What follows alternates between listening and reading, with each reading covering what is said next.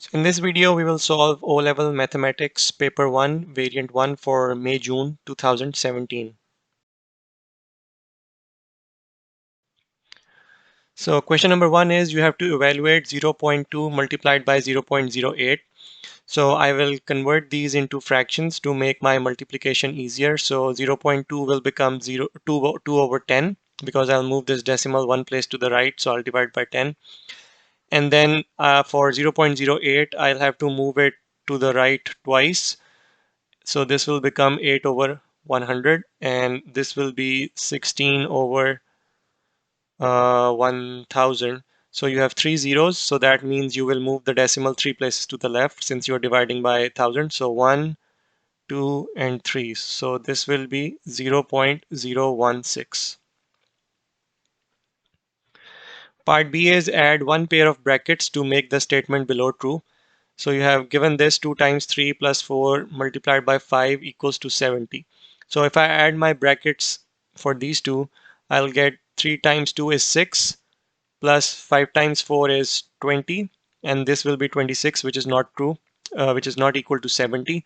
So then if I put the brackets on the next two, which is this will become 4 plus 3 is 7, and then 5 times 2 is 10. So this will become 10 into 7, which is 70. So this is true. So this is the correct bracket here.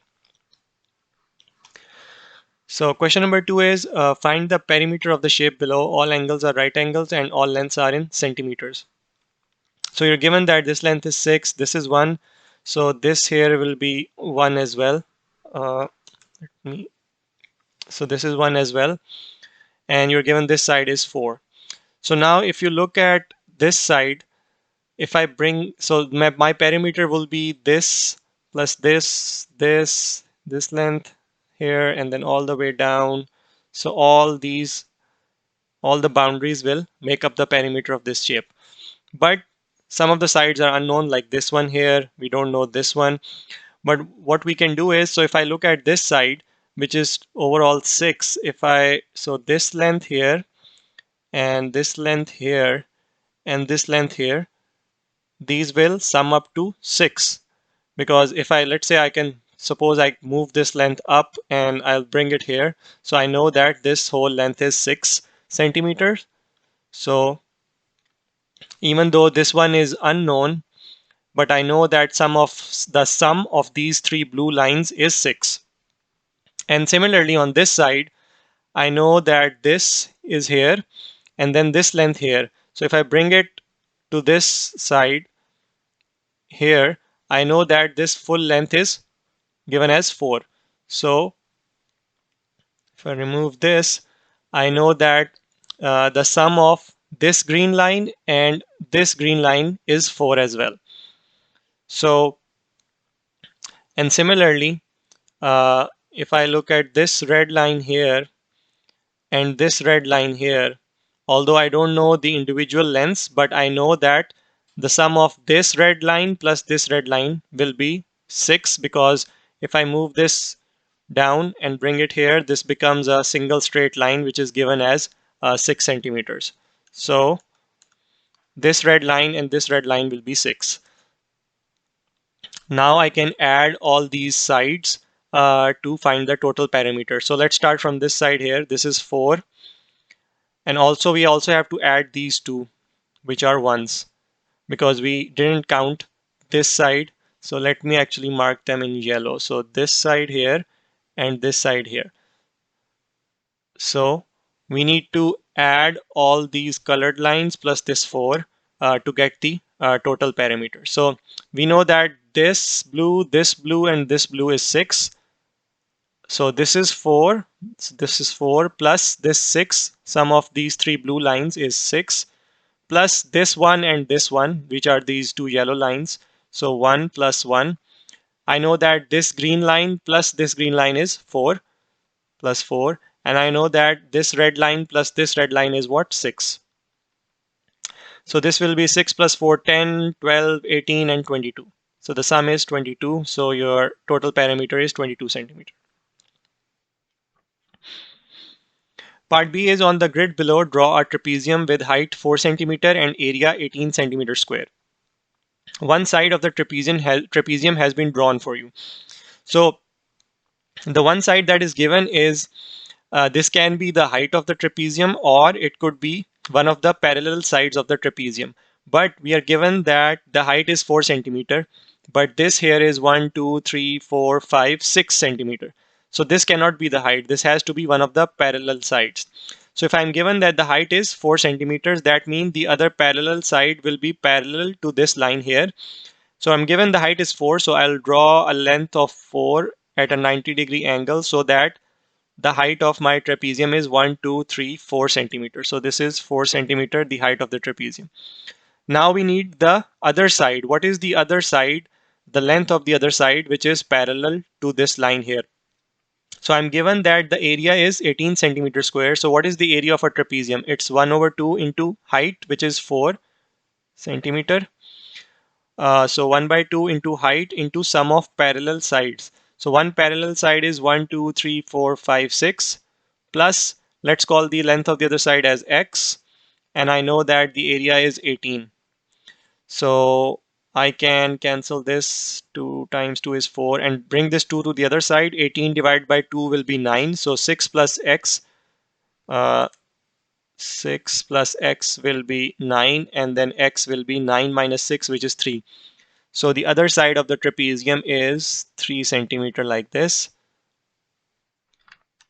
up till this point. And then I can join this. You can do it with a ruler so that you get a straight line. Let me try this to make it as straight as possible. So this will be your trapezium. This side is 3 centimeter, this is 4, this is 6 centimeter, and if you take the area, it is 18 centimeter square. Question number 3 is in the diagram, AB is parallel to DC. AC and BD intersect at this point E. Triangle ADE, so ADE is a right angled isosceles triangle with AD equals to DE. So AD, this length is equals to DE. So that means these two angles are equal. ABD is given as 25. You have to find the angle X. So since these two lines are parallel, if this is X, so this is the opposite angle on the other side of this line that is intersecting the two parallel lines. So this will be X as well. So let's start with these two angles. I can easily calculate them because these two are equal. So let's call them Y. So Y plus this 90 should be equal to 180 because these are three angles of a triangle. So this will give me 2y equals to 180 minus 90, and 2y equals to 90, and y equals to 45 degrees. So this angle here is 45. Now if you look at this triangle A, D, and then B,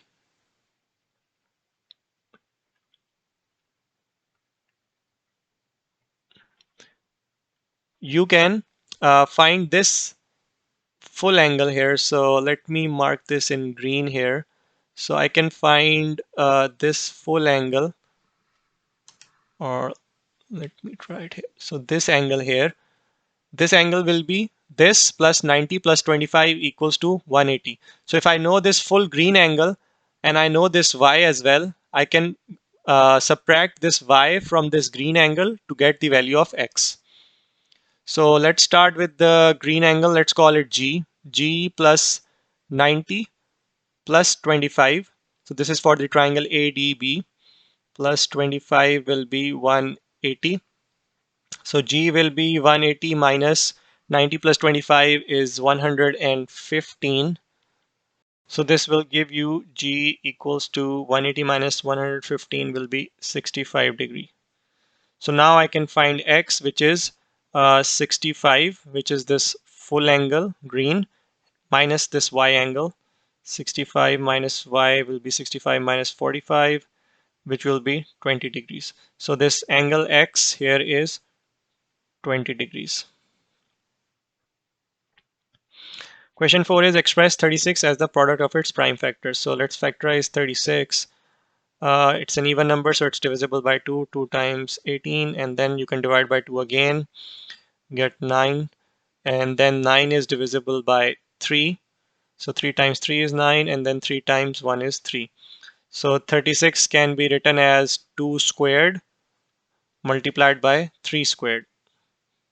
2 squared multiplied by 3 squared. Write down two prime numbers whose sum is 15. So let's first list down all the prime numbers less than 15. So you start with 2, then you have 3 as prime number as well. Even numbers won't be prime numbers, so we will only look at the odd numbers.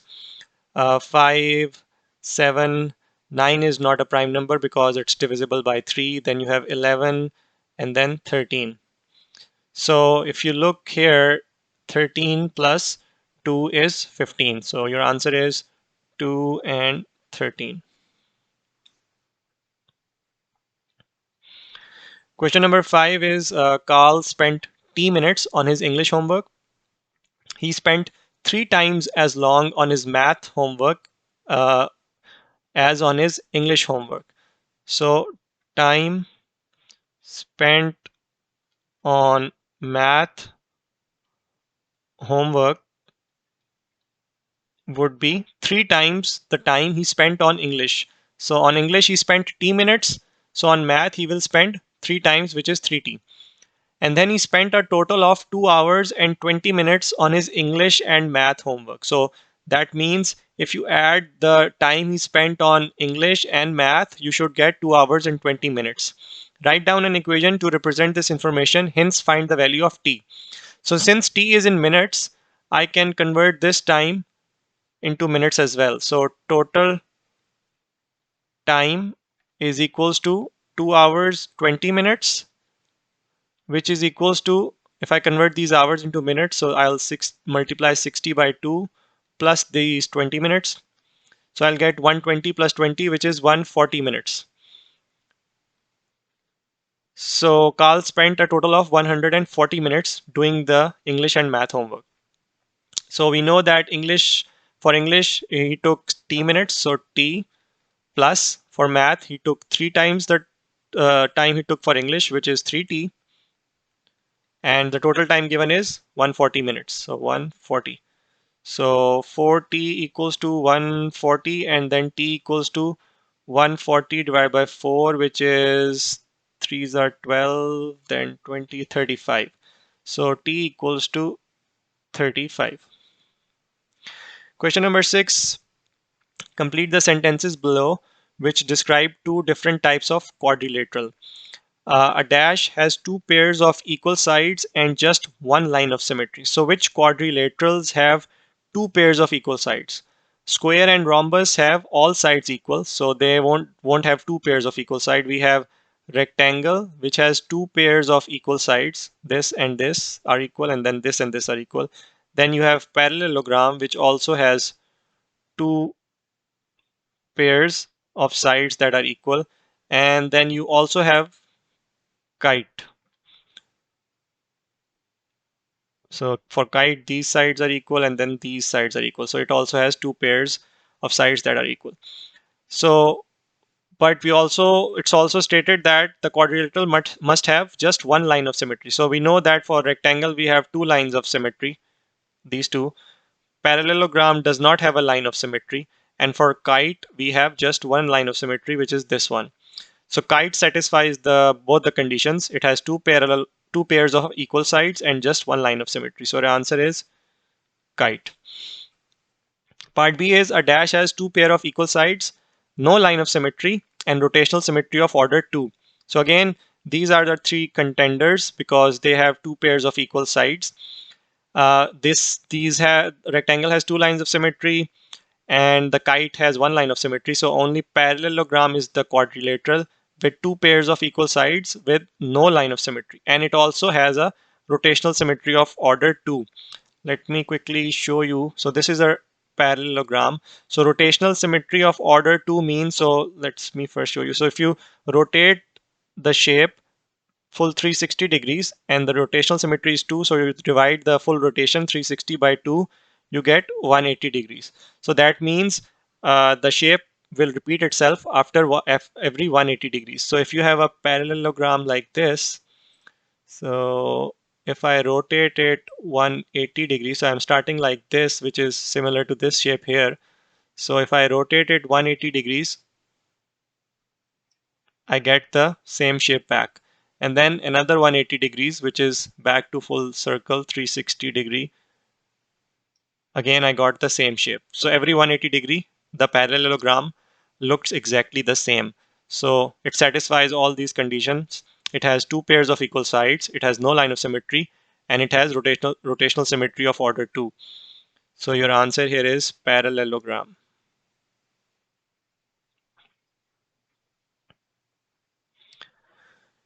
Question number 7 is in the diagram, AB is parallel to DE. So these two lines are parallel. ABC is 114 degrees, CDE is 140 degree. Find the angle BCD. So this is the angle BCD that we have to find.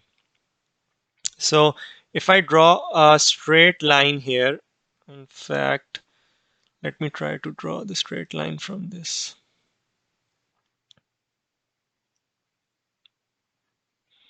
So if this is a straight line like this, and then let me just extend it to the other side as well.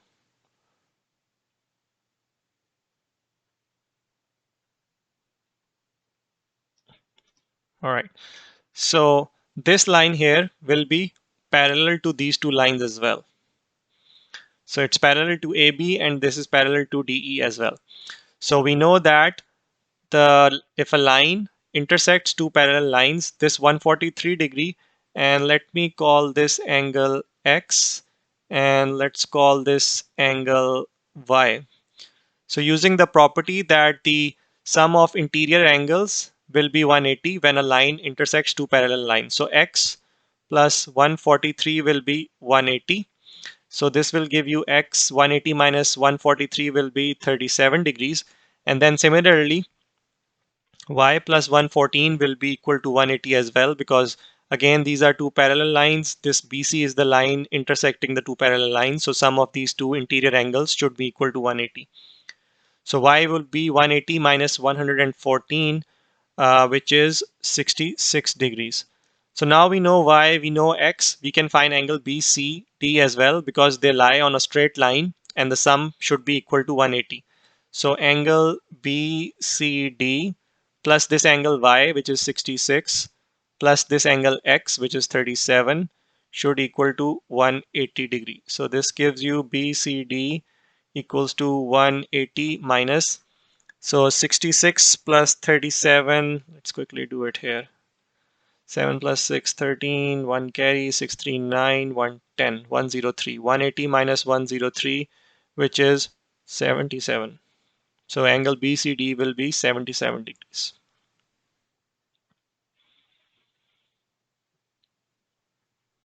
Question number 8 is a car travels at 84 kilometers per hour.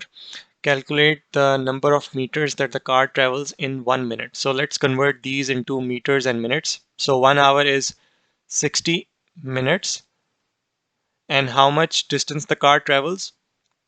It travels 84 into 1000. So 84,000 meters in 60 minutes. So in 1 minute, the car will travel 84,000 divided by 60.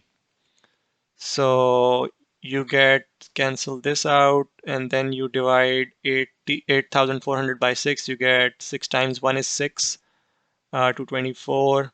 6 times 4 is 24, and then so in 1 minute the car will travel 1,400 meters. A runner completes a race in 12.3 seconds, correct to the nearest tenth of a second. What is the lower bound for the runner's time? So first we need to find the error. So it's nearest to the tenth of a second. So tenth is 0.1. And to find the error, you divide your degree of accuracy, which is to the tenth here. You divide it by 2. So 0.1 divided by 2 is 0.05. So now to find the lower bound, what you'll do is you will take the time, which is 12.3, and then minus the error, which is 0.05. So this is 0. Let me write this again, 0.05. So you get 12.25. So 12.25 seconds is the lower bound for the runner's time. Question number 9 is a bag contains red and blue pegs. There are 40 pegs total in the bag. The probability of choosing a red peg from the bag is 0.4. Work out the number of red pegs in the bag. So you're given the probability is 0.4. So how do you find the probability for choosing a red peg? It is number of red pegs divided by total pegs equals to the probability of getting a red peg. So now number of red pegs is unknown. So let me continue here. So number of red pegs is unknown. Divided by total pegs is 40 equals to probability of getting a red peg is 0.4. 0.4. So if I take this 40 to the other side, I get number of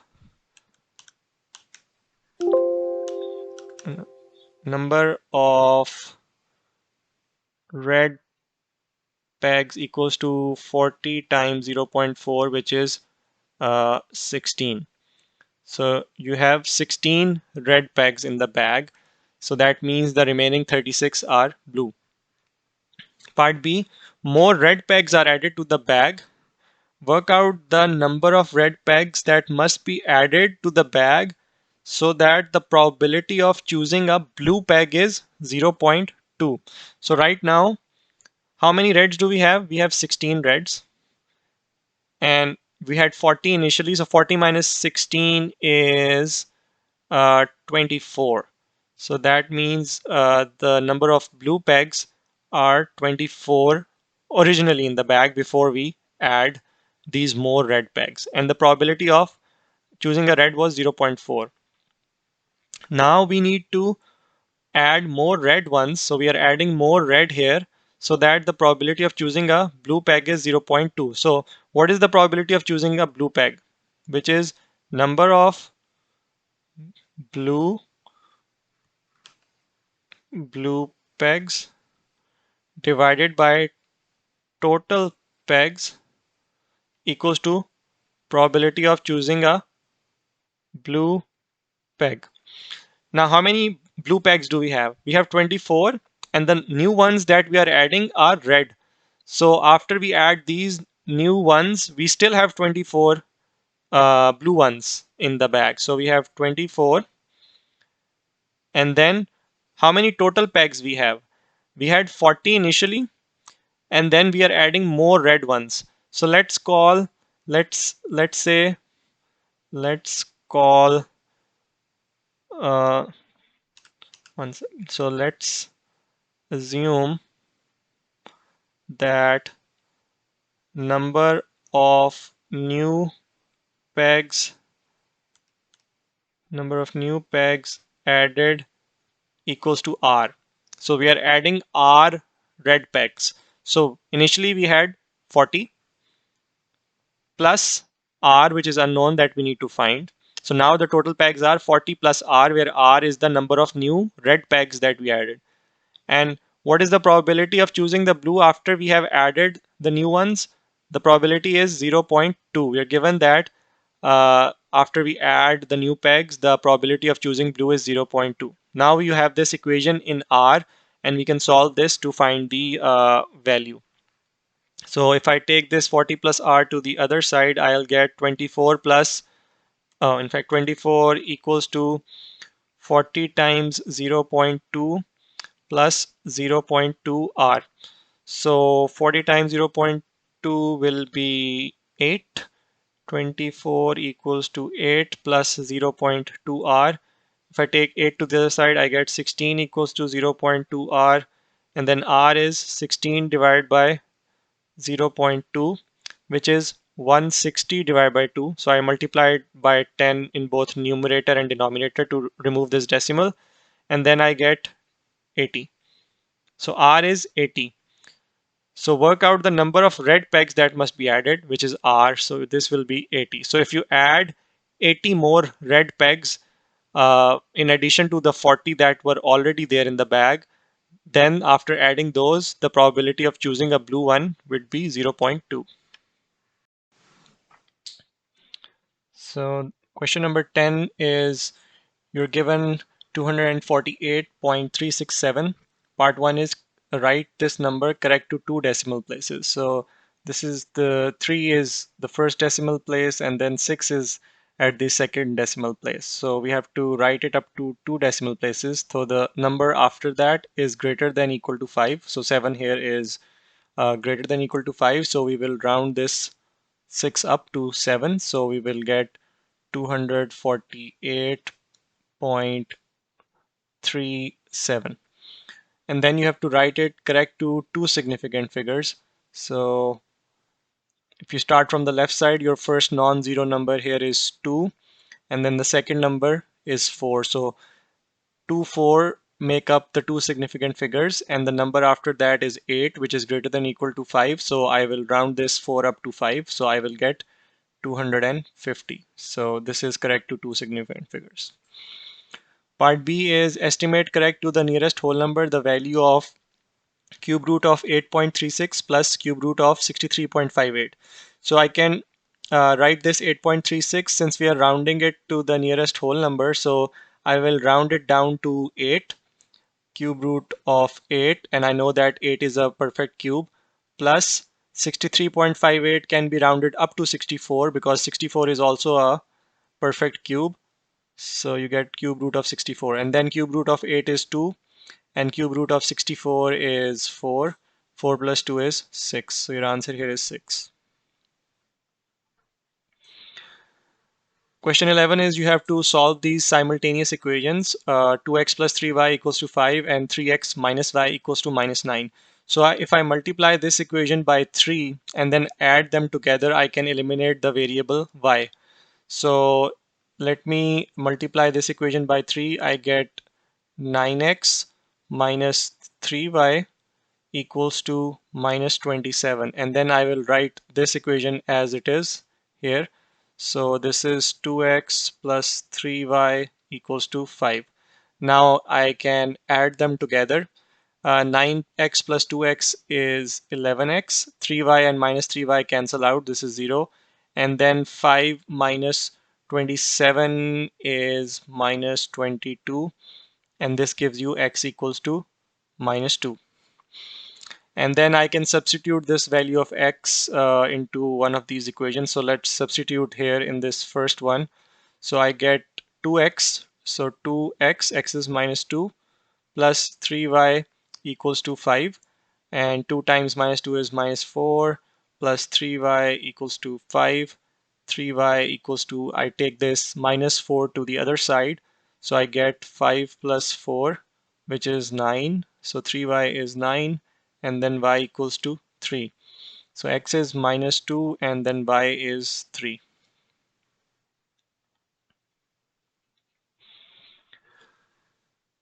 Question 12 is the ages of guests at a family party were recorded. The results are summarized in the table. So there were P people with age between 10 and 5. There were 18 people with ages between 10 and 20, and so on. And the histogram shows some of these results. So part A is use the histogram to find the value of P. So your value of P here is your frequency for the interval 5 to 10. So your interval 5 to 10 is this one, and you know that from the histogram you can find that the frequency density for this interval is 1. So you know that frequency density equals to the frequency divided by the interval length. So your frequency density for this interval is 1. So I'll continue here. So 1 equals to frequency is what? P, which is the unknown. And what is your interval? interval is 5 to 10. So interval length is 10 minus 5, which is 5. And then we can easily solve this to get p equals to 5. I can just take this 5 to the other side. So your value of p is 5. Similarly, we can also find the value of Q using the same formula for frequency density. So for Q, the interval is 30 to 50. So 30 to 50, your frequency density is this. So let's see, this is 0.75. So each small block represents 0.05 change because there are 10 blocks between 0.5 and 1. So 0.5 difference between 1 and 0.5 is 0.5, and it is represented by 10 small blocks. So each small block represents a difference of 0.05. So this value here is 1. The height of this bar is 1 above this, so that will be 0.80, this one.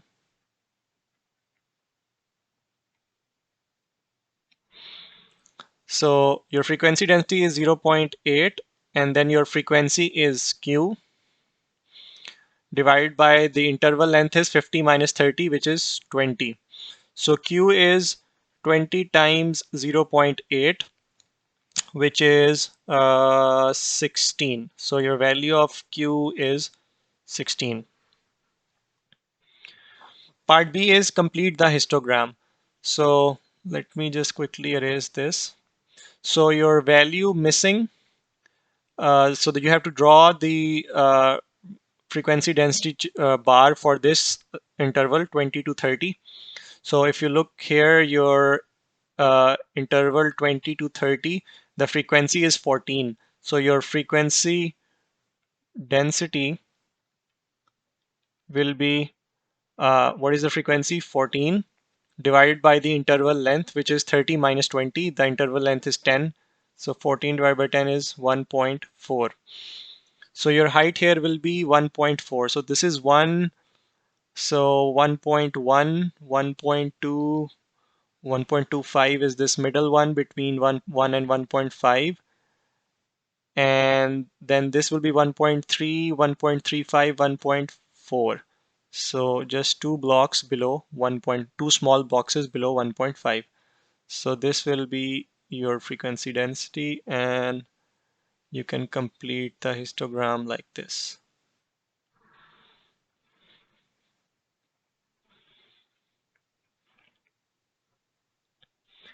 Question number 13 is evaluate 3 over 5 minus 8. So since 5 and 8 do not have any common factors, their LCM will be simply 8 times 5, which is 40. And then I will multiply by 8 here because I multiplied 5 by 8 to get 40 in the denominator. So it will be 3 times 8 minus, then I will multiply by 5 here because I multiplied this 8 by 5 to get the 40 in denominator. So 5 times 1. This gives you 24 minus 5 over 40, which is 19 over 40. Find A where A times 3 by 7 is 2 by 5. So to find A, I have to take this 3 by 7 to the other side. So I will simply multiply it by 7. I'll take this 7 up in the numerator on the other side and bring this 3 down here in the denominator. So 7 times 2 is 14 and 5 times 3 is 15. So your value of A is 14 over 15. Find the fraction which is exactly halfway between 5 by 8 and 2 by 3. So to find a midpoint, so mid value will be, you simply add the two fractions 5 by 8 plus 2 by 3 and then divide the whole result by 2 to get the mid value. So if I take the LCM here, 3 and 8 do not have any common factors, so the LCM is 24. And then I will multiply by 3 here in the numerator. I get 5 times 3 is 15 plus I will multiply by 8 here in the numerator, so I get 16. And then I can change this division sign into multiplication and take the reciprocal of 2, which is 1 over 2. So 16 plus 15 would be 31 over 24 into 1 over 2, which is 31 over 24 times 2 is 48. So this will be 31 over 48. The next question is write this number in standard form. So to write this in standard form, I will have to move the decimal here. So I get 1.86 into 10 power. So I have to move this 1, 2, 3, 4 places to the right. So that means my power of 10 will be minus 4 because I'm moving the decimal to the right. So the power of 10 decreases with the same amount. So 1.86 into 10 power minus 4. So you are given S and T, giving each answer in standard form, find T square. So T is 8 into 10 power 8 and you have to find the square. So if I bring this power inside, I get 8 squared multiplied by 10 power 8 times 2 is 16. So 8 square is 64 into 10 power 16. So to convert this into standard form, I will move this decimal one place to the left. So when you move the decimal to the left, you increase the power of 10. So this will be 6.4 into 10 power 17.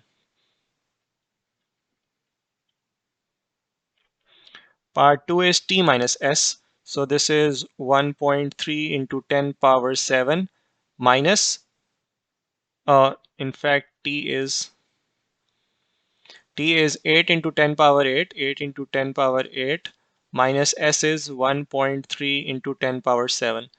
So to subtract these two values, I can make the powers of 10 same. So what I can do is I can decrease this power by 1. That means I will move the decimal one place to the right. So 8 will become 80 into 10 power 7 minus 1.3 into 10 power 7. So 80 minus 1.3 is 78.7 and 10 power 7 I took common, so this is 10 power 7. Now to convert this into standard form, I need to move this decimal one place to the left. So this will be 7.87 into 10 power. So I move the decimal to the left. That means I will increase the power by 1. So this will be 10 power 8. So this is 7.87 into 10 power 8.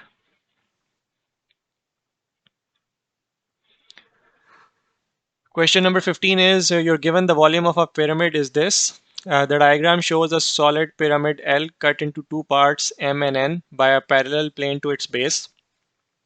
The base of the pyramid L is a rectangle 12 by 9 centimeter and the perpendicular height is 30 centimeter. Work out the volume of the pyramid. So you're given that volume is uh, 1 by 3 into base area into height. So 1 by 3 into base area is what? So the base is a rectangle and area of rectangle is just the length and the width. So base area will be 12 times 9 into height is 30. So 12 times 9 is 108. I can divide this, cancel this 3 out with this 30. So 3 times 10 is 30. So this is 108 times 10, which is 1080. Part B is the perpendicular height of the pyramid M. So this pyramid, the small one that we cut out from the top, is 1 by 3 of the perpendicular height of pyramid L. Express the volume of M as a fraction of the volume of L.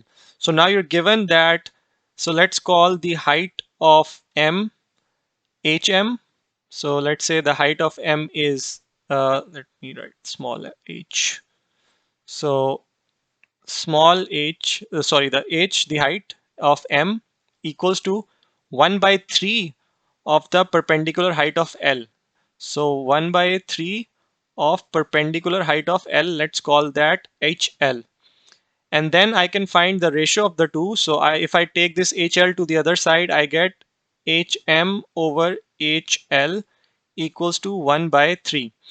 And we can use the property of similar solids. We know that if the ratio of two similar solids of any sides, which is height in the case, is given by 1 over 3, then if I take the areas of the two, AM over AL, the areas of the two is the square of the ratio, HL squared, and the volume of the two is VM over VL is the lengths, which is height in this case, hm over hl, is the cube. So you have studied this in as the property of similar solids. If you are given the ratio of sides, you can find the ratio of areas by taking the square of the ratio of sides, or you can find the ratio of volumes by taking the cube of the ratio of the sides. So you're given the side in this case is the height. So we know that hm over hl is 1 over 3. So vm over vl is, so hm over hl here that I found out is 1 over 3, and then I have to take the cube to get the ratios of the volume. So this will give me Vm over Vl equals to 1 over 27, and then the volume of M as a fraction of the volume of L. So to get the volume of M, I can take VL to the other side. So this gives me Vm equals to 1 over 27 of VL. So you can express the volume of M as a fraction of the volume of L. So this is 1 over 27. That means the volume of M, this small cone, is 1 over 27th of this volume of this big pyramid L. So you use the property of similar solids here to get the ratio of the volume. Part B is calculate the volume of the solid N. So you know the volume of this whole pyramid, and then you can also find this volume, this green one, because you know that this is 1 over 27 of this. So if I subtract this green small volume from this full volume of the cone, I will get this remainder, which is the solid N. So let's do that. Volume of N is the full volume of the large cone, which is 1080, minus the volume of this green one, which is 1 over 27 of the large cone volume, which is 108. So 1 over 27 of 1080. So I can divide both of these by 9. 9 threes are 27. Then 9 times 1 is 9. 1 remainder 18. 9 twos are 18, and then 20. And then again I can cancel out this 3. And 3 times 4 is 12 and 40. So you get 1080 minus 40, which is 1040. So this volume of this N is, the solid N is 1040 centimeter cube.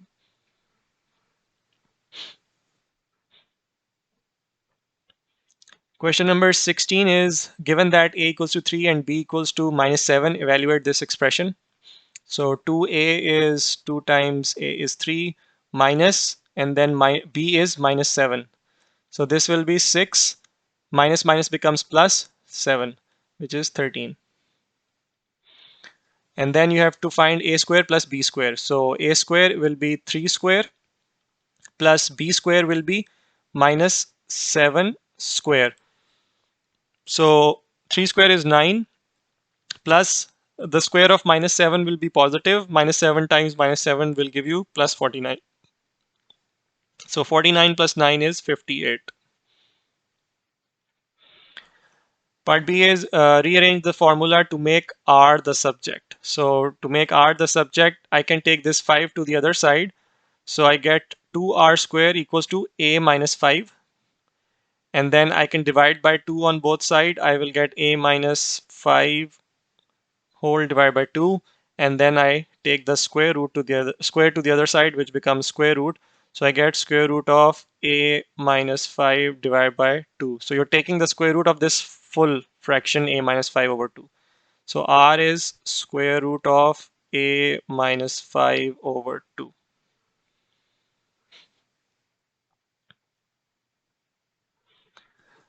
The next question is, the diagram shows this triangle A.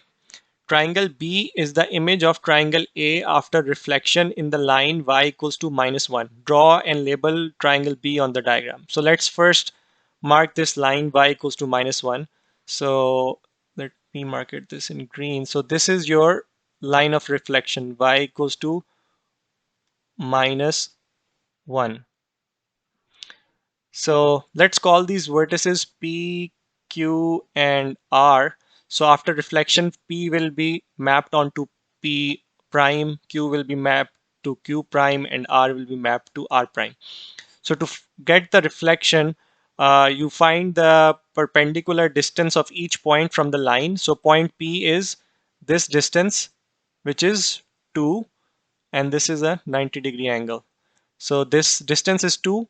So your point P prime will be the same distance on the other side of the line of reflection. So if this is 2, then I go another 2 on the other side of line of reflection. So this is 1 and 2. So this point will be my P prime. And always, once you have uh, the original point and the image, you know that the line of reflection is the perpendicular bisector. So this, in this case, it is actually the perpendicular bisector because the P prime length is 4, and this is actually going right in the middle after a distance of 2, which is the midpoint, and it is also making a 90-degree angle with the line P and P prime. If I draw this line as well, the line connecting the 2 points. So similarly here for Q as well, this distance is 2. So this distance on the other side will be 2 as well, which will be this one. So this is Q prime. And R is 1, 2, 3, 4. 4 on this side of line of reflection. So this again makes a 90-degree angle here. So I will move 4 down. 1, 2, 3, 4. So this will be my point R prime. So your triangle B would be this triangle. So this is your triangle B. Triangle C is the image of triangle A after a stretch. The stretch factor is 2 with y-axis with the y-axis invariant. Draw and label triangle C on the diagram. So let me raise these lines.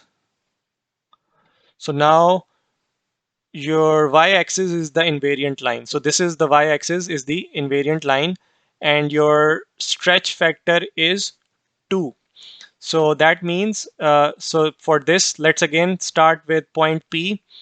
And to find point P prime after this stretch, you will find the perpendicular distance of this point from the invariant line, which is y-axis.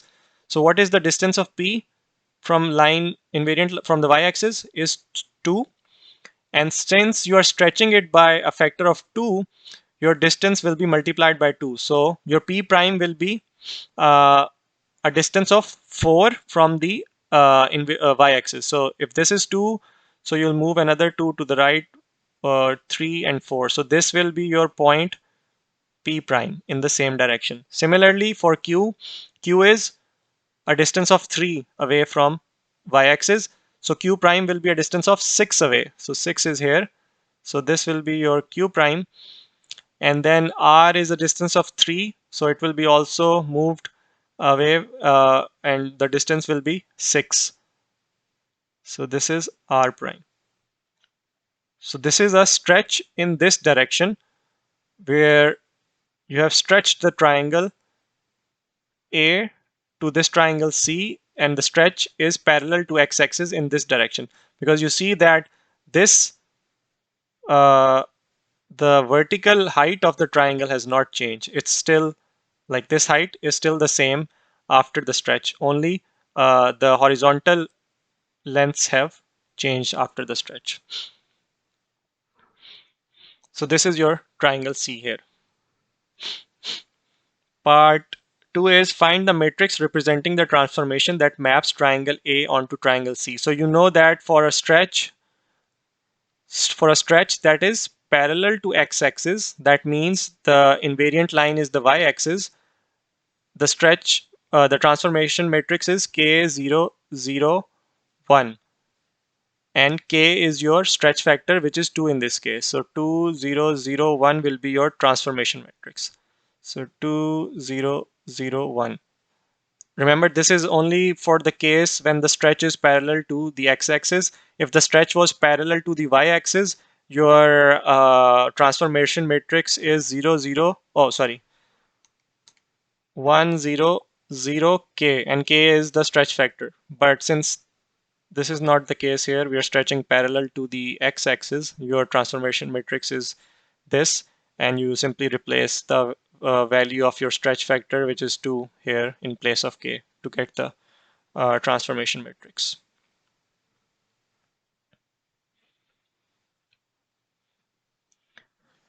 Question 18 is evaluate 3 power minus 2. So to convert this power to positive, I take the reciprocal. So this becomes 1 over 3 squared, and 3 squared is 9, so this is 1 over 9. Part 2 is 125 to the power 2 by 3.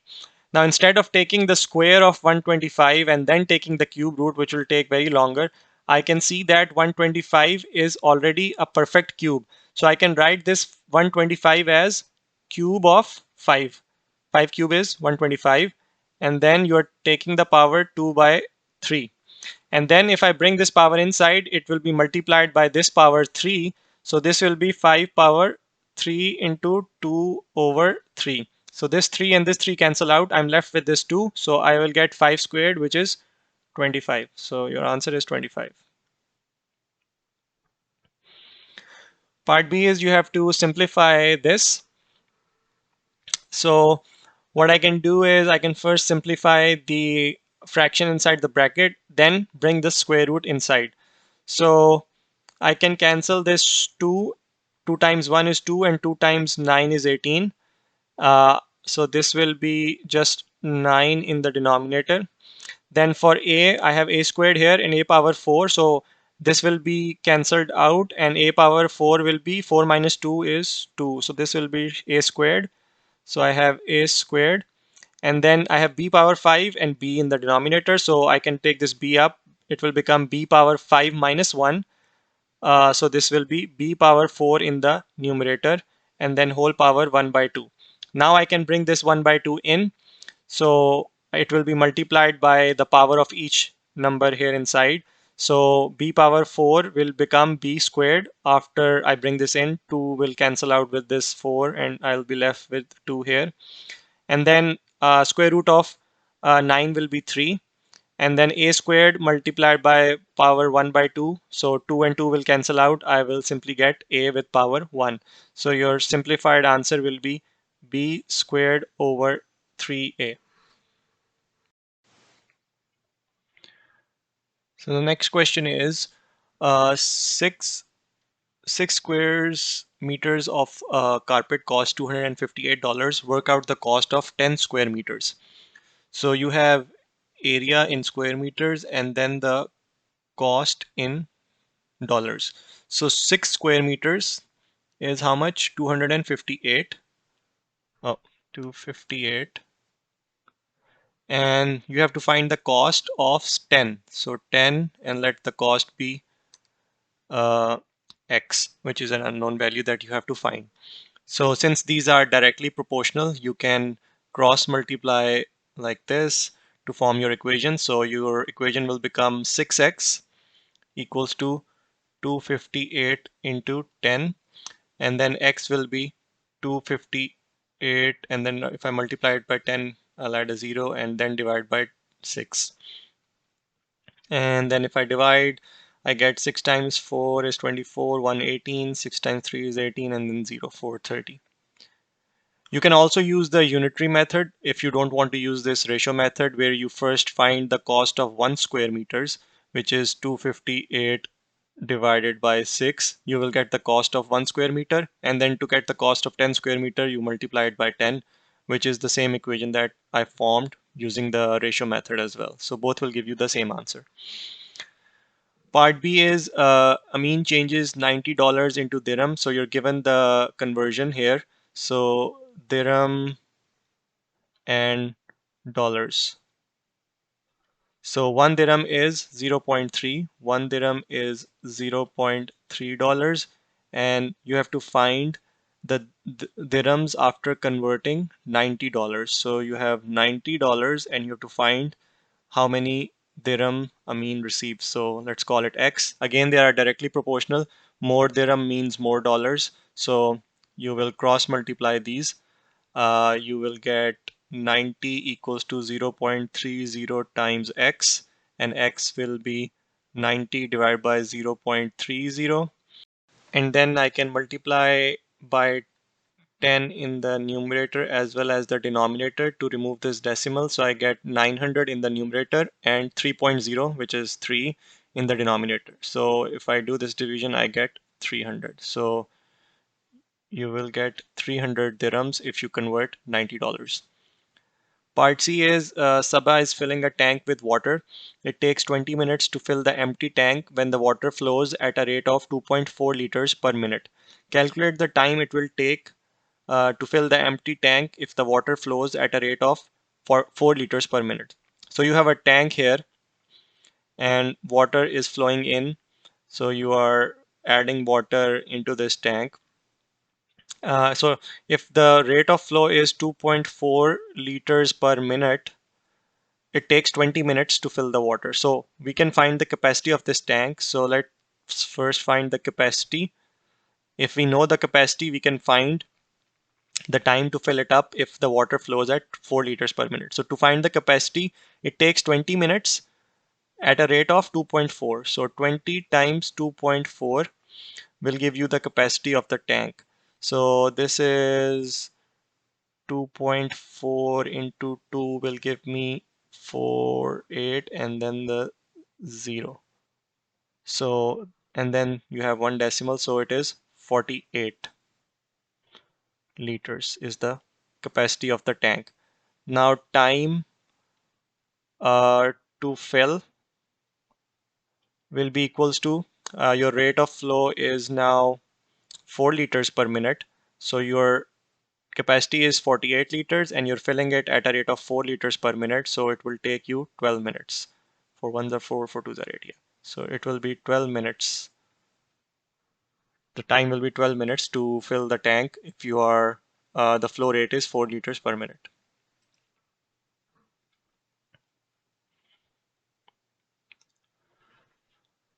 So question number 20 is the distance time graph shows the journey of a red bus traveling from a village to a town. So on the y-axis, you have distance. The bus starts at the village where the distance is 0 and it moves away from the village towards this town, which is 25 kilometers from the village. Find the total length of the time for which the bus stopped during the journey. So on x-axis you have the time. So the bus departs at 11:05. So this is 11 and this is 11:10. And there are 10 small boxes between them. So each small box represents 1 minute. So this is 11:05 when the journey begins. So you have to find the total time for which the bus is stopped. So these horizontal lines represent the duration when the bus is stationary because the distance is not changing. And you can also use the concept of gradient. Here the gradient is 0 and the gradient of a distance time graph is speed. So the speed is 0, which means the bus is stationary during these times. It's also stationary here, but it starts the journey here. So the question asks for the stationary time or the bus is stopped during the journey. So this part will not count because it's not during the journey. So this is two small boxes. So this is 2 minutes. Bus is stationary here. So this is 2. How much is this? 1, 2, 3, 4 small boxes. And then you have 3 small boxes here. And then 2 small boxes here. So if you add them all, 2 plus 4, 6, plus 3, 9, plus 2, 11. So for 11 minutes, the bus was stationary or stopped during the journey. Find the average speed of the bus over the whole journey from the village to the town. So what is the formula for average speed? Average speed is total distance divided by total time taken for the journey. So what is the total distance between the village and the town? The bus travels a distance of 25 kilometers. So you have 25 kilometers as the total distance. How much time does it take? So the bus starts the journey here at 11:05. So start time is 11:05 and the end time is this here, this line, which is middle of 11:50 and 12, which is 11:55. So what's the total time for the journey? 11:55 minus 11:05. The duration of the journey is 50 minutes. So 50 minutes, but you have to convert them into hours because you want the average speed in kilometers per hour. So 25 divided by 50 over 60. So 50 minutes divided by 60 will give you the hours. So this is 25 divided by 50 over 60. And I can convert this into multiplication sign by taking the reciprocal. So 25 into 60 over 50. So I can divide by 5. 5 times 5 is 25 and 5 times 10 is 50. And then 60 times 5 is 300 divided by 10, and this is 30. So the average speed of the bus is 30 kilometers per hour. Part C is a yellow bus leaves the town at 11:25 and travels non-stop along the same road to the village at a constant speed of 50 kilometers per hour. On the graph, draw the distance time graph for the yellow bus. So let me just erase these first.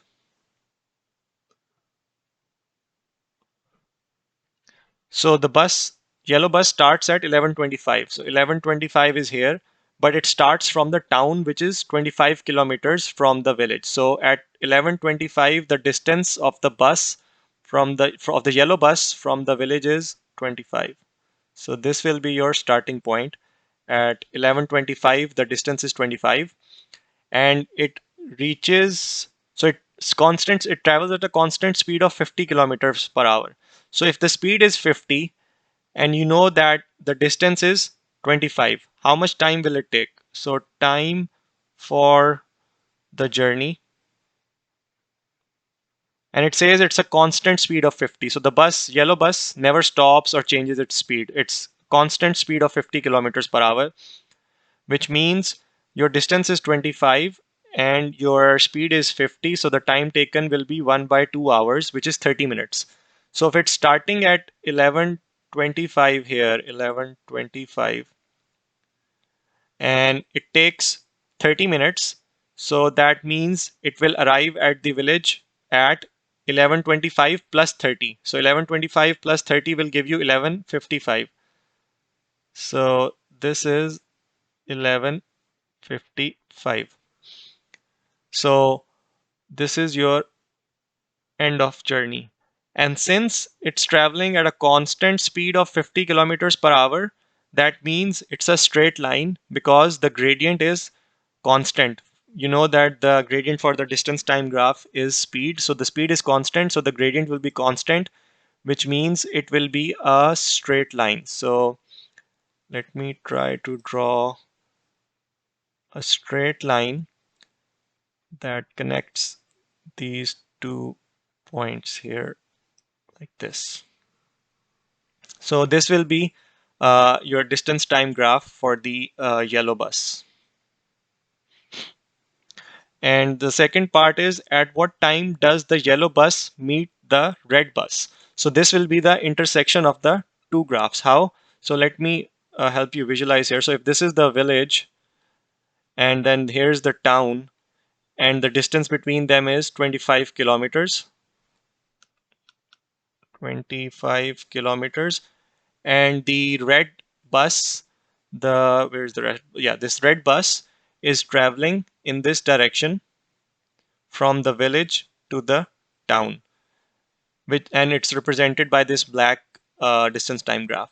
And the yellow bus is traveling in the opposite direction from the town to the village. So where do they intersect? Let's assume if it's at this point.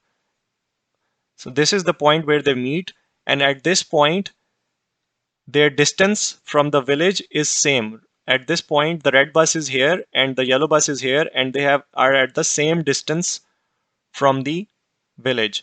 So where they intersect, so let's see, it's almost 15 and then 16. So it's 16 kilometers from the village. They both pass each other, one going in this direction and the other going in the opposite direction. So the intersection point is the point where they are at the same distance from the village, and this is where they will meet. So let's see what the time is here. So this is the middle line between 11:30 and 11:40. So it's 2 blocks to the right. So this will be your time when the two buses pass each other or meet each other. So this is 11:35 and it's 2 blocks to the right, 2 small blocks to the right. So it will be 11:37. So the two buses will meet at 11:37.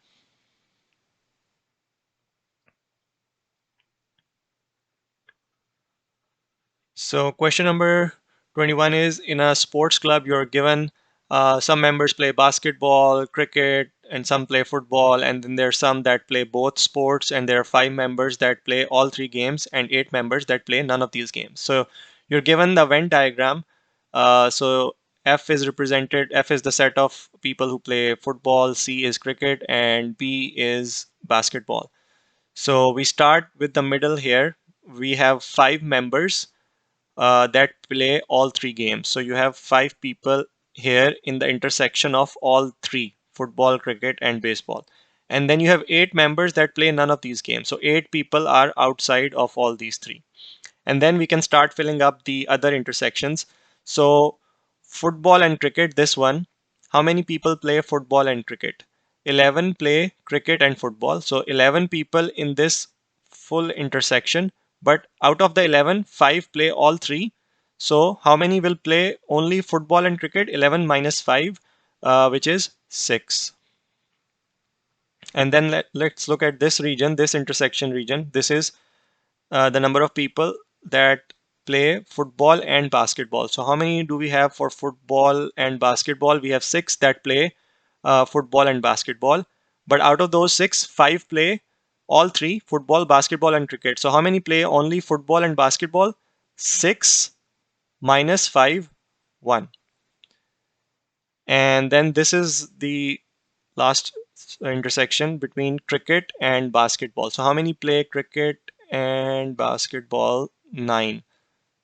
So 9 play cricket and basketball, but out of those 9, 5 also play football because 5 people play all three. So 9 minus 5 will give you 4.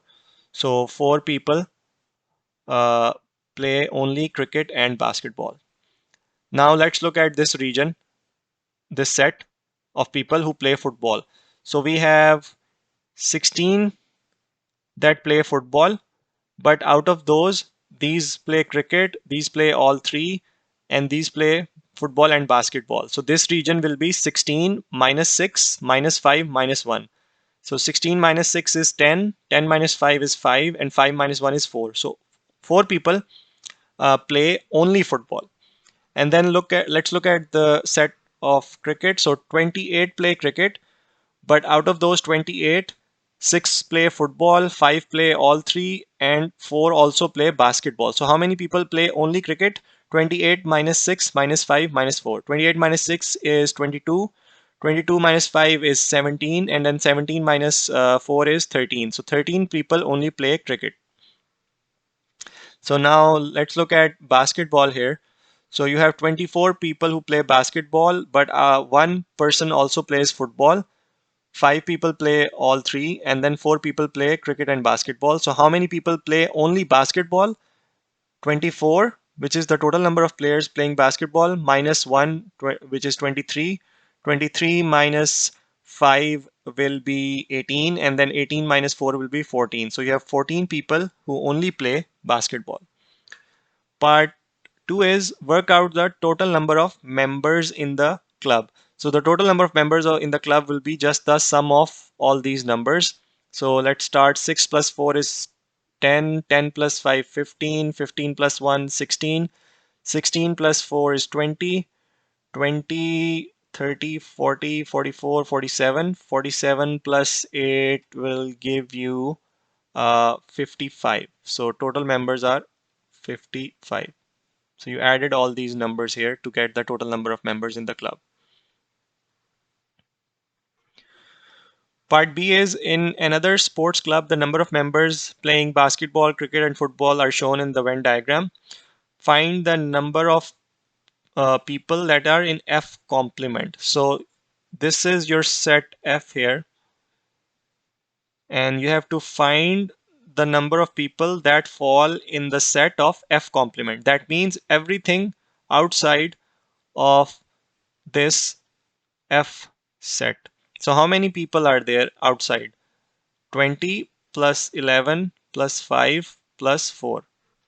So these are the numbers that are outside this set F. So 20 plus 11 is 31, 31 plus 5 is 36, 36 plus 4 is 40. So you have 40 people that are outside this set F. Part 2 is find the number of people in F union C and then intersection with B complement. So let me erase this.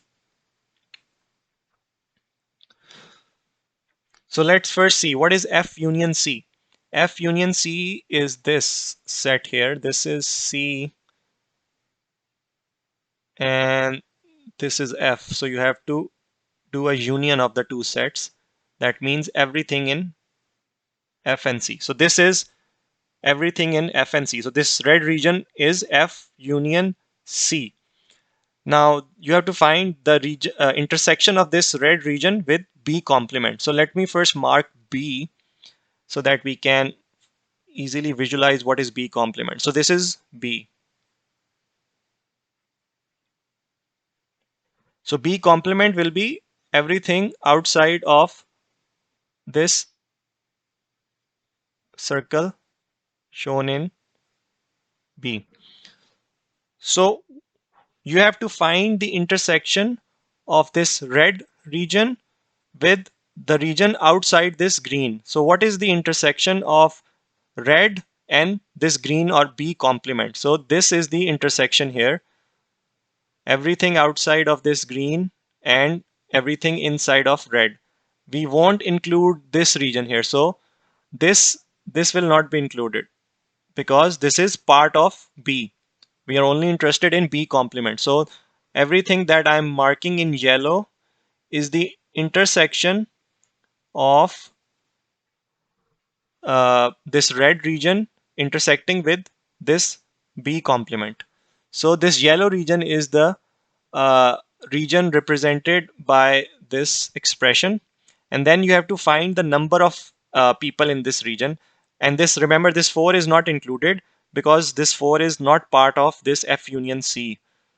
Neither it is part of, oh sorry, it's part of B complement because it's outside this green region, but it's not part of this red region. Since we are looking for intersection, we are looking for common area outside of this green and inside of this red. So this yellow region is the region represented by F union C and then complement, then intersection with B complement. So how many people are there in this region? It's 20 plus 3 plus 16. So 20 plus 3 is 23. 23 plus 16 will be 39. So your answer is 39. There are 39 people in this region represented by this expression F union C intersection B complement.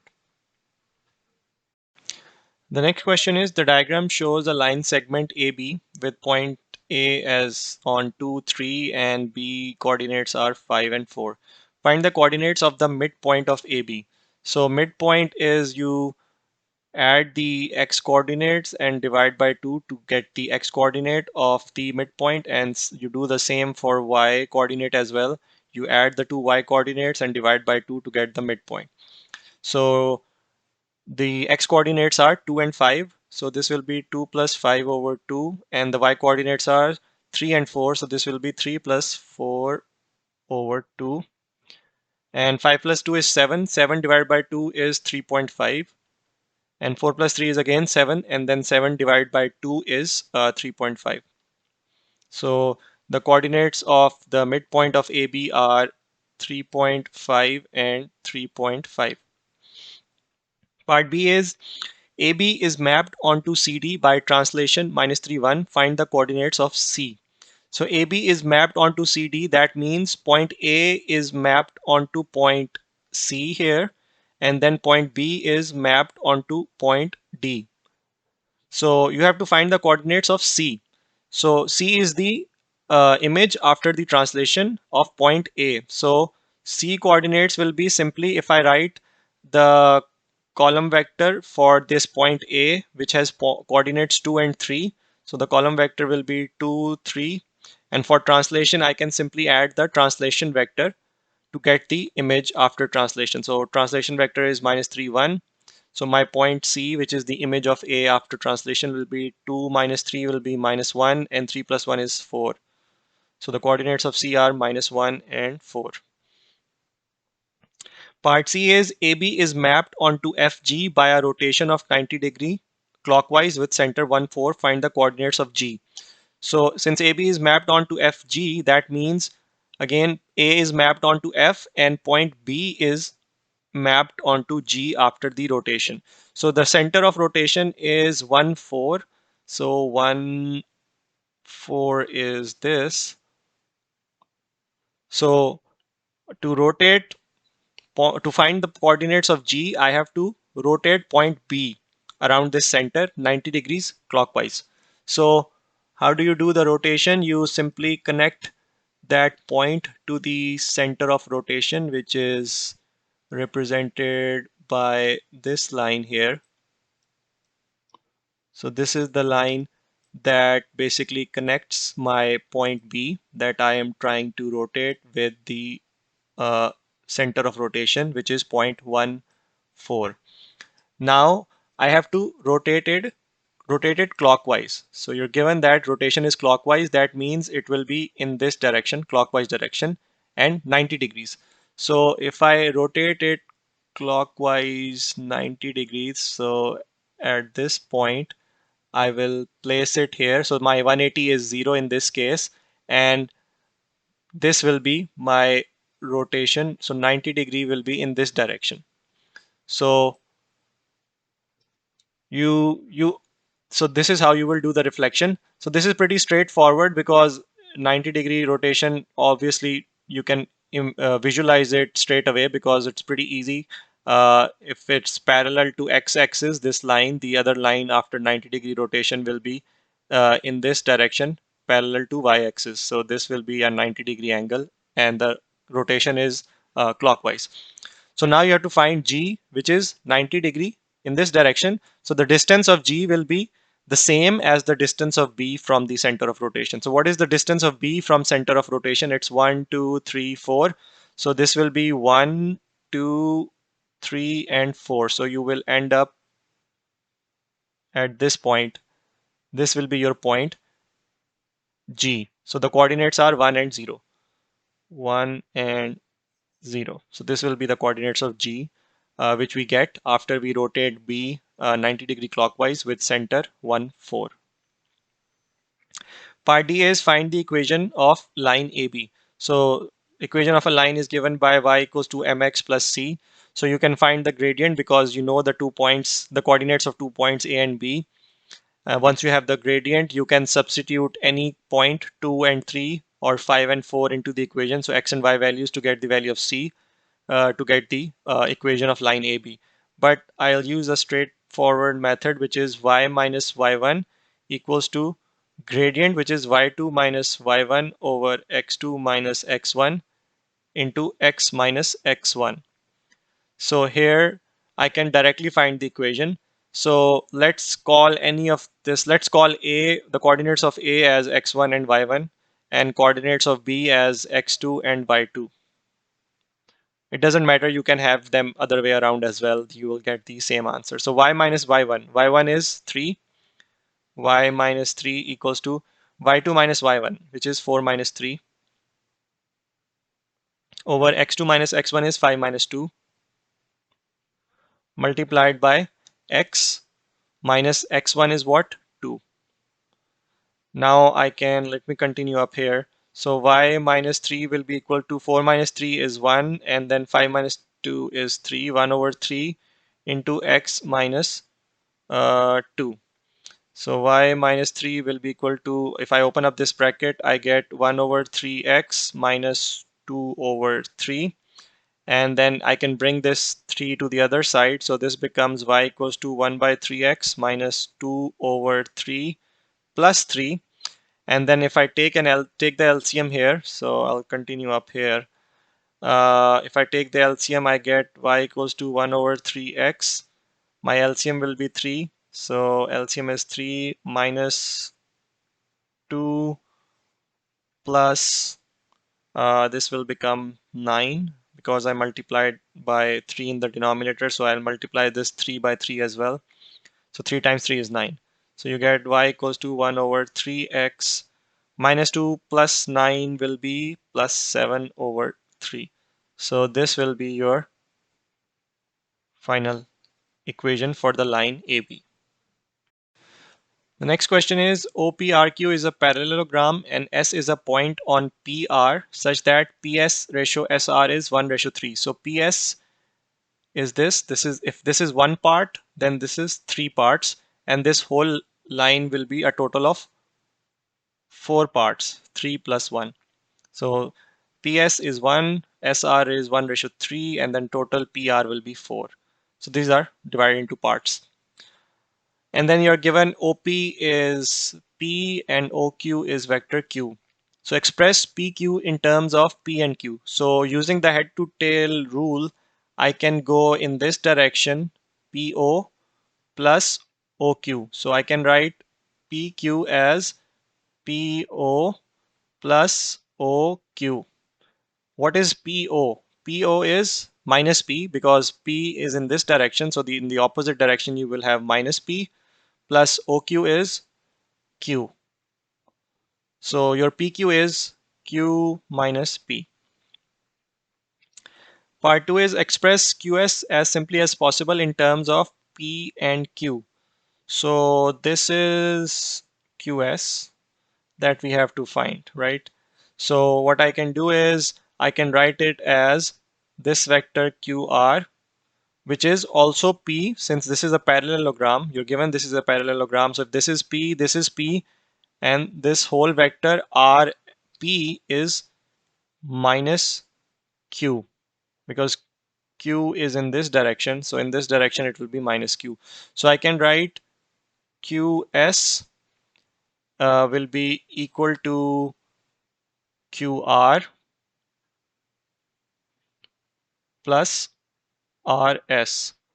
So what is QR? QR is P. P plus what is RS? RS is this here. So this is 3 out of the total 4. So 3 parts out of the total 4 means 3 by 4, and this whole RP is what? Minus Q. So this RS is 3/4 of the total length RP. So total length RP, total length, this RP is represented by minus Q, then RS is 3 by 4 of minus Q. So this will give you P minus 3 by 4Q. So your answer is P minus 3 over 4Q.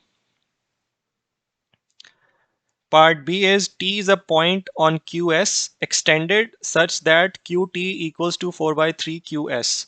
So let me just erase these.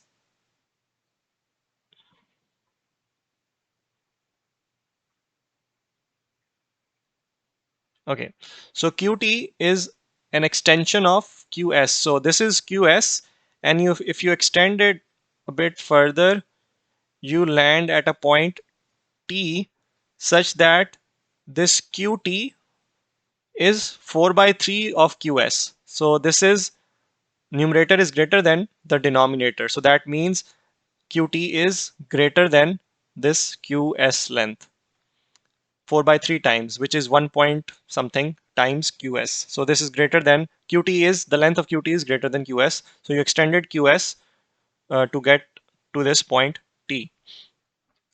So part 1 is express PT as simply as possible in terms of P and or Q. So you have to find this vector PT. So using the head to tail rule again, I can go in this direction because I know this vector PO, and then OQ, and then this QT.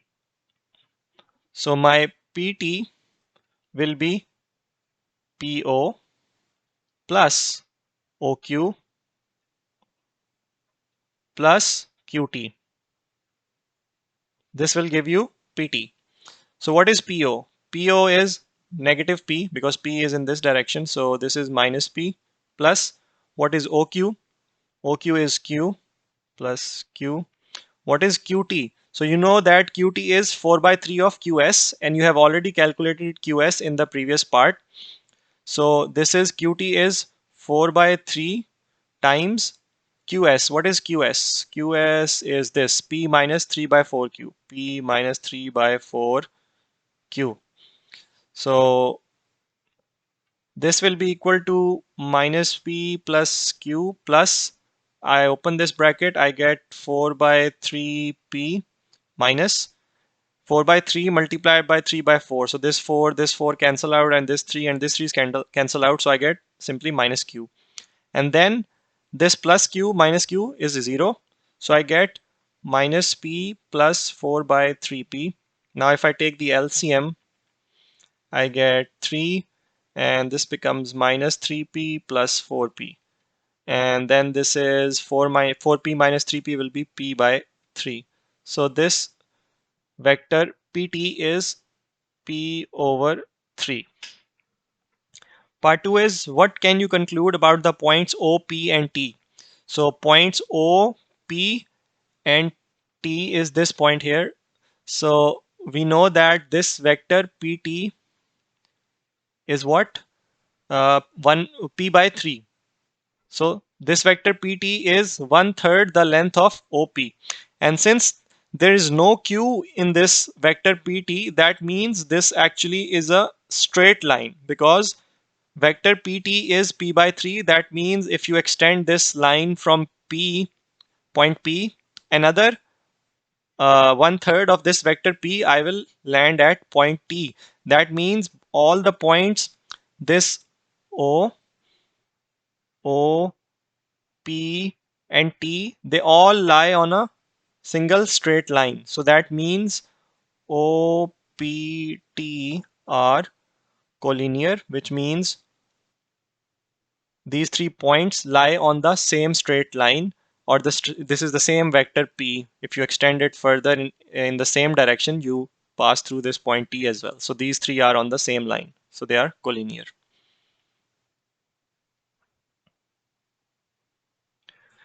Question number 24 is you have to solve this equation. So I can cross multiply here. So this will be 6 into x minus 3 is equals to 5 into x plus 1. This will give me 6x minus 18 equals to 5x plus 5. I can move all the x values to one side. So if I bring this 5x here, 6x minus 5x will give me x. And if I bring this minus 18 to the other side, it will become plus 18. Plus 18 plus 5 will give me 23. So x equals to 23. Part B is f of x is this, g of x is this. Find f of minus 5. So f of minus 5 will simply be, you substitute this x with minus 5. So you get minus 5 minus 3, which is minus 8. Minus 8. Find m given that g of m minus 3 equals to 17. So what is g of m minus 3? You will substitute m minus 3 in place of x.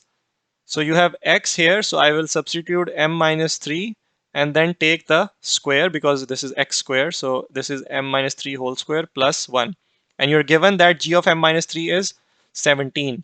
So this will be m minus 3 whole square plus 1 equals to 17. This will be a quadratic equations if I open this bracket, and then we can solve for m. So this will be m square minus 6m.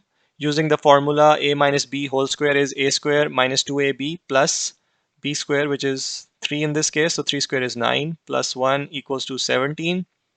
9 plus 1 is 10. So m square minus 6m plus 10. And if I bring this here, it becomes minus 17 equals to 0.